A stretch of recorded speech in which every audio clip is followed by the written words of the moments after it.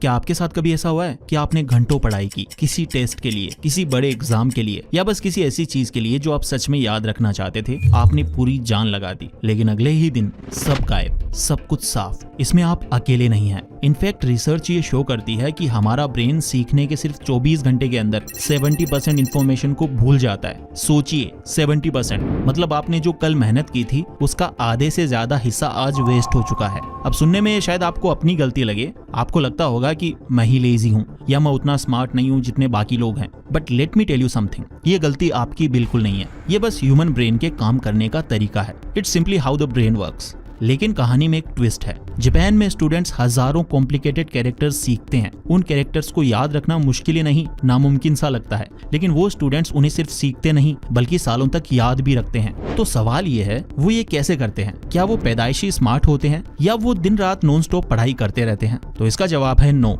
असली फर्क ये है कि वो हार्ड स्टडी नहीं करते, वो स्मार्ट स्टडी करते हैं। देखिए, हम में से ज्यादातर लोगों को कभी सिखाया ही नहीं गया कि एक्चुअली पढ़ाई करते कैसे हैं। हमें बचपन से बस ये बोला गया, अपनी बुक को हाईलाइट करो, नोट्स को बार बार रीड करो और एग्जाम से एक दिन पहले रट्टा मार लो। ये मेथड्स हमें ये फील तो कराते हैं कि हम पढ़ रहे हैं, लेकिन ये बिल्कुल काम नहीं करते। ये वैसा ही है जैसे आप एक टूटी हुई बाल्टी को पानी से भरने की कोशिश कर रहे हो। आप एफर्ट्स पूरे डाल रहे हो, लेकिन पानी उस बाल्टी से लीक हो रहा है, वो बह जा रहा है। आपका ब्रेन इस तरह की लर्निंग को बैकग्राउंड नॉइस की तरह दिखता है, बिल्कुल उस यूट्यूब एड की तरह जिसे आप बिना सोचे स्किप कर देते हो। आपका ब्रेन ये बोलता है कि इस जानकारी की मुझे नीड ही नहीं है और उसे डिलीट कर देता है। इसे कहते हैं दी फॉरगेटिंग कर्व। बिना सही मेथड्स के आपका ब्रेन किसी भी इंफॉर्मेशन को लेट गो कर देता है कुछ ही दिनों में। लेकिन आपके लिए मेरे पास एक गुड न्यूज है, आप इस सिस्टम को बीट कर सकते हो। आपको ज्यादा देर पढ़ने की बिल्कुल जरूरत नहीं है, आपको बस बेटर टेक्निक्स की नीड है। और आज इस वीडियो में हम उन्हीं 5 सिंपल जापानीज मेथड्स को डिकोड करेंगे जो वहाँ के स्टूडेंट्स यूज करते हैं चीजों को इजीली और लंबे समय तक याद रखने के लिए। ये मेथड्स काफी इजी हैं, प्रैक्टिकल हैं और कोई भी इन्हें यूज कर सकता है। तो चलिए शुरू करते हैं। Method number 1, active recall. ज्यादातर स्टूडेंट्स गलती ये करते हैं कि वो इन्फॉर्मेशन को ब्रेन के अंदर डालने की कोशिश करते हैं, या तो रीडिंग करके या वीडियोस देखकर, और उन्हें लगता है कि हम सीख रहे हैं, लेकिन रियल लर्निंग वहां नहीं होती। रियल लर्निंग तब शुरू होती है जब आप इन्फॉर्मेशन को ब्रेन से बाहर निकालने की यानी पुल आउट करने की कोशिश करते हो। इसे एक एग्जांपल से समझते हैं। मान लो आप जिम गए हो, अगर आप वहां खड़े होकर सिर्फ वेट्स को देखते रहोगे तो क्या आपकी बॉडी बनेगी? नहीं। जब आप वेट्स उठाते हो तब जाकर आपकी मसल्स पे जोर पड़ता है और तब मसल्स ग्रो होती हैं। सेम लॉजिक आपके ब्रेन पे अप्लाई होता है। जब आप किसी चीज को बिना देखे याद करने की कोशिश करोगे तो आपका ब्रेन एक्सरसाइज कर रहा होता है, तब जाके वो स्ट्रॉन्ग बनता है। तो आखिर इसे करना कैसे है? प्रोसेस काफी ज्यादा आसान है। अपनी बुक या नोटबुक को बंद कर दो, एक ब्लैंक शीट ऑफ पेपर लो और अभी आपने जो भी पढ़ा उसके बारे में जो कुछ भी याद है उसे लिख डालो। लेकिन एक कंडीशन है, आपको गलती से भी अपनी बुक में नहीं देखना है। स्टार्टिंग में आपको बहुत ज्यादा हार्ड लगेगा, आपका दिमाग सुन्न पड़ जाएगा, लेकिन ये जो स्ट्रगल है ना, ये जो मुश्किल आपको हो रही है, यही वो मोमेंट है जहाँ असली लर्निंग हो रही है। जहाँ बाकी लोग पैसिवली रीड करके खुश हो रहे हैं और बाद में भूल जाएंगे, वहीं आप एक्टिवली अपने ब्रेन को ट्रेन कर रहे हो इन्फॉर्मेशन को पकड़ कर रखने के लिए। तो रीडिंग बंद करो और रिकॉलिंग शुरू करो। Method number 2, the Kumon method, building blocks. अब आते हैं दूसरे मेथड पर जो पूरे जापान के स्कूल्स में यूज होता है, दी कुमोन मेथड। हमें आदत होती है एग्जाम से पहले सब कुछ एक साथ पढ़ने की। आज तो पूरा चैप्टर खत्म करके ही उठूंगा, लेकिन कुमोन मेथड कहता है लर्निंग एक टावर बनाने जैसा है। आप पूरा टावर एक साथ नहीं बना सकते, आपको एक बार में एक ब्लॉक रखना होता है। कुमोन एग्जैक्टली ऐसे ही काम करता है। अपने दिमाग को एक साथ ढेर सारी इन्फॉर्मेशन से भरने के बजाय आपको स्मॉल डेली पीसेस में पढ़ना है, सिर्फ 15 से 30 मिनट एक दिन में। आप सोचोगे बस 15 मिनट, इससे क्या होगा? इवन इसके बारे में best selling author James clear अपनी बुक एटॉमिक हैबिट्स में भी बात करते हैं और कहते हैं अगर आप रोज सिर्फ 1% इंप्रूवमेंट करते हो तो साल के एंड तक आप 37 टाइम्स बेटर बन जाते हो। कुमोन का मतलब ज्यादा करना नहीं है, इसका मतलब है थोड़ा करना, लेकिन उसे बहुत अच्छे से करना, यानी कंसिस्टेंसी ओवर इंटेंसिटी। रोज 20 मिनट पढ़ना एग्जाम के एक दिन पहले 10 घंटे पढ़ने से कई ज्यादा पावरफुल होता है। Method number 3, spaced repetition. तीसरा मेथड सीधा हमारे फॉरगेटिंग कर्व का तोड़ है। इसका नाम है स्पेस्ड रेपिटेशन। इसका कॉन्सेप्ट बहुत ज्यादा आसान है। इसे समझने के लिए एक पौधे का एग्जांपल लेते हैं। अगर आप एक पौधे में एक ही बार में पूरी बाल्टी पानी डाल दो और फिर चले जाओ, तो क्या वो पौधा बचेगा? नहीं, वो मर जाएगा और पानी भी आपका वेस्ट हो जाएगा। आपको उसे थोड़ा थोड़ा पानी देना पड़ता है, आज, फिर 2 दिन बाद और फिर हफ्ते भर बाद। हमारी मेमोरी भी बिल्कुल ऐसे ही काम करती है। एक बार पढ़कर आगे बढ़ जाने से काम नहीं चलता। आपको उस इन्फॉर्मेशन को तब रिविजिट करना है, ठीक तब जब आपका दिमाग उसे भूलने वाला होता है। जापानीज स्टूडेंट्स रट्टा इसीलिए अवॉइड कर पाते हैं क्योंकि वो स्पेस्ड रेपिटेशन यूज करते हैं। वो अपनी लर्निंग को स्पेस आउट करते हैं। वो जो भी पढ़ते हैं उसे 1 दिन बाद रिवाइज करते हैं, उसके बाद 3 दिन बाद रिवाइज करते हैं, फिर 1 हफ्ते बाद रिवाइज करते हैं। हर बार जब आप ऐसा करते हो तो आपकी मेमोरी स्ट्रॉन्ग होती जाती है और बैकग्राउंड नॉइज से निकलकर परमानेंट नॉलेज बन जाती है। So always remember, don't pour the bucket at once, water it slowly.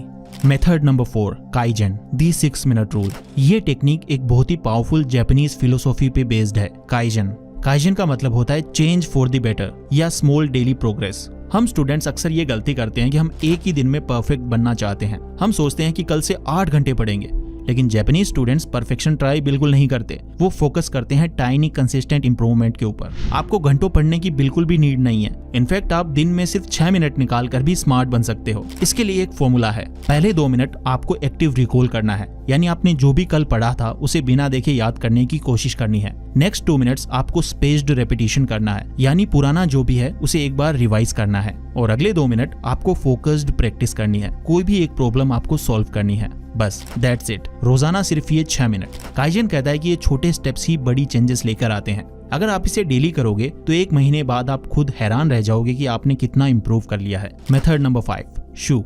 और लास्ट मेथड का नाम है शू, जिसका मतलब है डीप फोकस। जापान में स्टूडेंट्स अपने आप को डीप फोकस के लिए ट्रेन करते हैं। कैसे? छोटे छोटे रिचुअल्स का यूज करके। वो पढ़ने से पहले कुछ सिग्नल्स क्रिएट करते हैं, जैसे एक कैंडल जलाना, हमेशा उसी स्पेसिफिक जगह पे पढ़ाई करना, या फिर वही सेम पेन यूज करना। ये सुनने में अजीब लग सकता है, पर ये सिग्नल्स आपके ब्रेन को बताते हैं इट्स टाइम टू लर्न, यानी अब सीखने का वक्त है। आप भी ऐसा कर सकते हैं। एक शांत जगह ढूंढो, डिस्ट्रैक्शंस को बंद करो और कुछ ऐसा छोटा सा काम करो जो आपके ब्रेन को स्टडी मोड में शिफ्ट कर दे। हो सकता है वो किसी स्पेसिफिक डेस्क पर बैठना हो या फिर कोई काम म्यूजिक सुनना। जब आप ऐसा करते हो तो आपका ब्रेन इंफॉर्मेशन को बहुत फास्ट अब्सॉर्ब करता है और लंबे समय तक याद रखता है। Bonus method, Ikigai, the fuel for your engine. दोस्तों, हमने 5 कमाल की टेक्निक सीख ली हैं। Active recall, spaced repetition, kaizen. ये सब आपके पास एक पावरफुल फरारी कार होने जैसा है। आपके पास इंजन है, स्टीयरिंग है, स्पीड है, लेकिन एक चीज अभी भी मिसिंग है। अगर उस फरारी में पेट्रोल ही ना हो तो क्या वो चलेगी? वो फ्यूल,